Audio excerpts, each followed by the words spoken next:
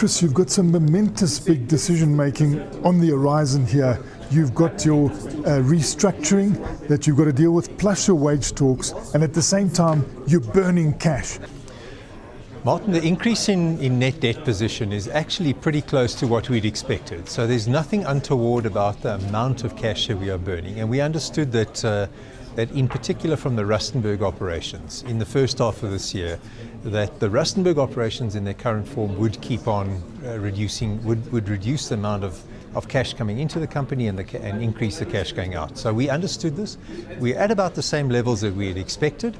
But the need, and what it does do is it actually emphasizes the need for us to continue with our portfolio restructuring. So if anything else, it just means that we have to be resolute in executing what we had designed earlier. In 6 months, you have had a negative outflow of cash from Rustenburg, which is probably your biggest problem child. In Rustenburg, we had cash outflow, so cash flow from operations of negative 780 million roughly. Then we had the staying business capital, so that's what you need just to keep those operations going. And if you add that to the other cash from those operations, meant that we had about R1 billion cash outflow from Rustenburg. We had about 100 million odd on projects on top of that, and at Union Section we had roughly 300 million. So from those two mines where we have articulated the need for the restructuring, we had about 1.3 billion rand of cash go out the door. It's not quite as bad as that because on the production side, had we sold all the material that we produced, then the cash outflow from those operations would have been substantially less.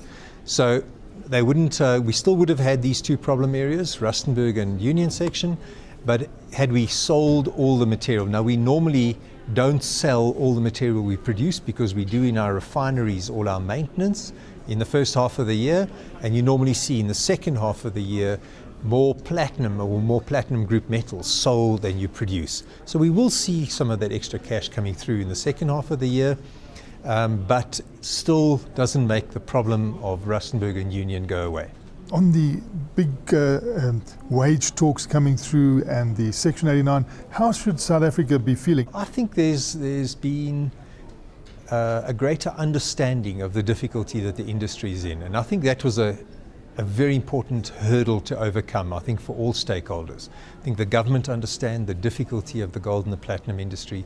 I think industries, it might not sound like it, but unions, I think, are getting a better understanding of the difficulties that the industry is in, and that unrealistic wage demands are only going to end up with more job losses. And I think in that kind of climate, we're likely to have more constructive discussions. So might be a bit too early to get too enthusiastic, but I'm fairly convinced that we can have constructive dialogue in the wage discussions. And CapEx, you are still spending. You're talking about 6 billion rand to 7 billion rand in the next 3 years. Half of that will be on staying business capital. So half of that is just making sure we can keep these operations going. And then the other half, we are spending money at Twickenham, we're spending money at Unki, we're spending some money at Mogalakwena. So we have a number of fairly big projects on the way. We have the sinking of the shaft barrels at Batupele. That process continues. And I think that demonstrates what we've said all along, is that we're not exiting the platinum business, we're not running away from South Africa. There's very, very substantial investment still going into this company. But what we need to do is make sure that we spend that capital very, very wisely. And in particular at Rustenburg, we're not spending as much capital on the UG2 project and on the decline shafts. What we need to do is stay on the strike, and that's where the integration of those the other resources from the nearby mines, when we consolidate it into the 3 mines at Rustenburg, we are able to prevent spending as much capital going down, but continue the operations in Rustenburg. We're investing very, very serious amounts of money. We need to be able to invest through the cycle. So of course we're being much more careful about the capital that we're investing, but we need to make sure that, when the cycle turns again, that we are well placed to continue our operations. Mogalakwena is a bright spot within your firmament. Mogalakwena is a fantastic asset. It's an open pit operation, so it has all the safety benefits that go with a big open pit operation. It is doing very well. It has, it's mining well. It's producing a lot of money, and is what's carrying the company at the moment.